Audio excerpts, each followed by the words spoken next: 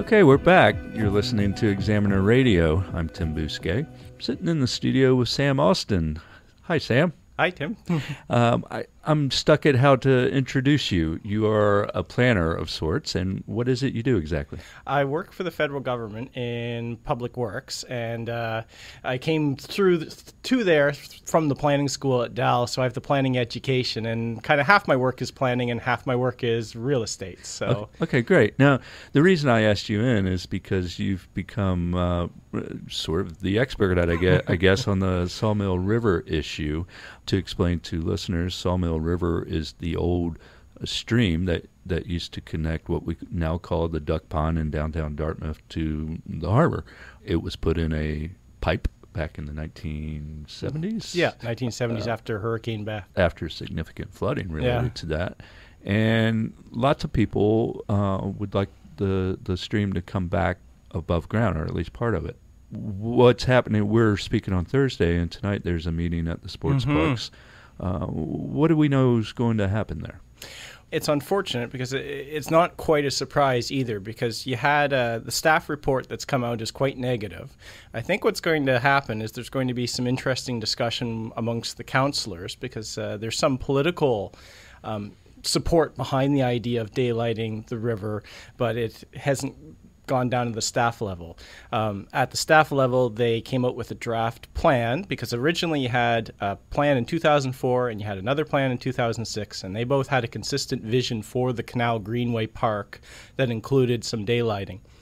Then they switched planners and they hired a new company, and the plan that has been produced there for implementation doesn't have daylighting, it doesn't have the playground, and it has the trail moved over on the side. Essentially what's left is the heritage stuff, which is going to be quite neat, but it's a standalone. So these elements have been lost, and daylighting is kind of out of the picture. So when you've got that gone, it's kind of not surprising that the staff report that they produce is excessively negative. It's the most biased thing I've ever seen. Let me back up a bit, and I'm still a little bit confused about this too. Now, we're talking about the Greenway Park, which is along Pleasant Street, at the tail end of Pleasant Street in Dartmouth. There along, so the new condo development is there. The Esso station is at one end.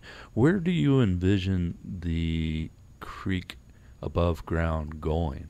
Well, the original plan, where you could actually put this and where it wouldn't be all that technically difficult compared to most of the stretch of it, is the kind of the bottom half of the greenway. So for any of your listeners who know that section well, where you have that condo, it gets really narrow, and that's the part where the heritage elements are. So it's kind of tricky to bring the water through there. Yeah. But just below that, you've got the lower end where it actually sinks right down. You could take the water through there.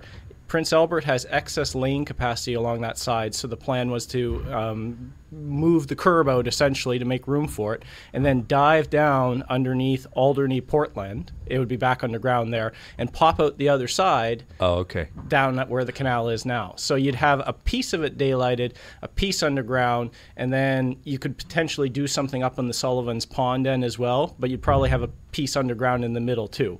Okay. Some of the proponents of daylighting want to see the whole thing done, but that is much more challenging. But I think as a minimum, we shouldn't let the original vision that the community supported back in 2006 go without any kind of public discussion about it. Okay, still with this partially open creek, it does mean fish could come back to the lakes.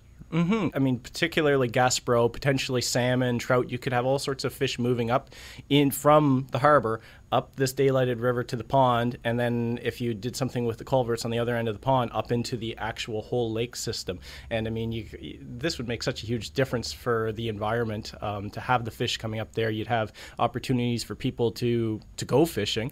But in terms of the water quality and the weed situation in Lake Banook, it would actually help there to somewhat too, because if you kind of imagine the fish coming up there and doing what fish do, and they spawn and they swim back out to sea, and you have baby fish that grow up in the lake eating the nutrients and the ecology's production of the lake, and then they swim out to sea too. Well, you're exporting nutrient load out of the lake, so there's a lot of big environmental benefits.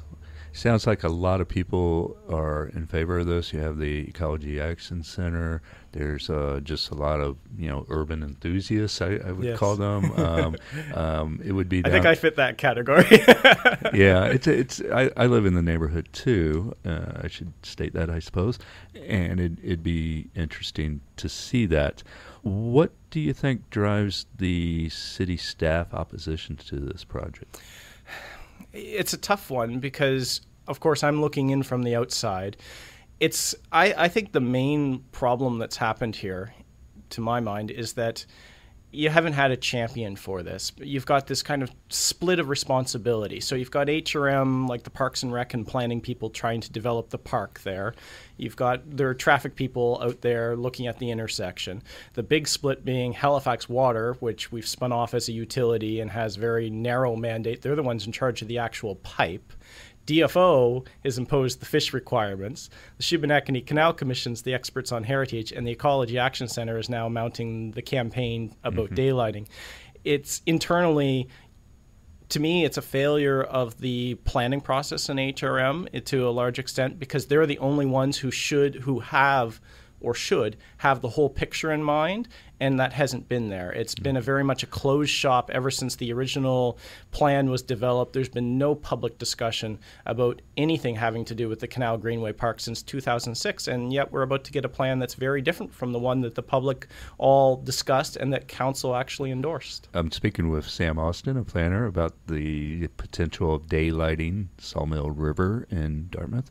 I guess we should also say that the staff report changes the name of the stream from Sawmill River to Sawmill Creek, sort of downgraded it. Yes, I don't quite know what to think of that one because, of course, names do change with time, and I'm not sure what the history of it's been. But if you go back to the 1750 map that, I forget the fellow's name, begins with an H, that he did from a masthead of the ship, on the map is Sawmill R, right? Yeah, so it was definitely Sawmill River on the first write-up.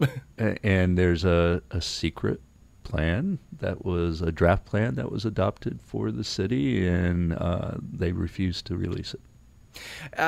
It's what they refused to release. I'm not sure if they've had a draft plan or not, but they have a background report that the Water Commission was prepared for the Water Commission on options, costing, all these kinds of things, and they refused to release it. The Ecology Action Center made a Freedom to Information request, and what they got back was that, well, it constitutes advice to elected officials, and it's security concerns. I don't know how. I mean, it goes back to that fire hydrants, right? The top secret Halifax water infrastructure. Terrorists are going to blow up Sawmill River. Yeah, exactly. Lastly, I guess, it was suggested to me that the opposition to this plan comes from certain folks in city government who see daylighting rivers as outside the jurisdiction or mandate of the city, and people in the real estate division and the CAO just see that that's not something the city should be doing. Is that your thought as well? Absolutely not. It's in their plan for their park, and it's flowing in a city-owned pipe. I don't see how you can claim that you have nothing to do with this. Right. But is it your thought that that's what they're thinking? I wouldn't venture what they're thinking. I don't honestly know. Okay, For the life of me, I can't understand why this report is coming forward that is just so negative in so many ways. I mean, there's so much goodwill behind this. Like, I don't know why we can't approach this with an open mind of how could we do this? What would options like this look like? I mean, the report seems to imagine the most simplistic option of plowing the river through 100% of the course, tearing up every heritage element along the way, and having to take all the storm flow, not having a backup pipe. It's the most simplistic imagination you can kind of have of it. So I don't think it was given a fair shake. Okay, and what happens now? What happens now, I think, it's entirely on our councillors, right? Staff has produced an information item that has not met the basics of what they asked for, so it's up to them if they want to push this any further. The community's certainly mobilized. It comes down to now whether political will is going to meet the bureaucratic no. Great. Okay, well, thanks a lot. I certainly will be covering this over the next little bit. I've been speaking with Sam Austin, a planner who is advocating for the daylighting of Sawmill River in downtown Dartmouth. Thanks, Sam. Thanks for having me on.